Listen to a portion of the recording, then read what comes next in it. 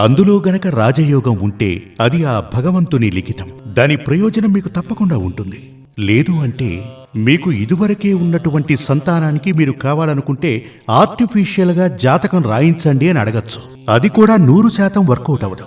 కొంతమంది వచ్చి చెప్తూ ఉంటారు, జాతకంలో వేలాది కొద్ది రాజయోగాలున్నాయి, అయినా కూడా ఒక్కటి వర్కౌట్ అవ్వట్లేదు అని. మా అబ్బాయి అలా ఉంటాడు ఇలా ఉంటాడని అందరూ చెప్పారు, అయినప్పటికీ సిజేరియనా? అవును అవును స్వామి అని చెప్తూ ఉంటారు. అందుచేతనే ఫలితం లభించలేదు. భగవంతుని లిఖితం అలాగే జరిగి తీరాలి. ఆ ఈశ్వరుని ఆదేశానికి, ఈశ్వరుని నిబంధనకి, ఈశ్వరుని ఆశీర్వాదానికి వ్యతిరేకంగా మనం ఏమీ చేయకూడదు. అలా చేయటం మంచిది కాదు.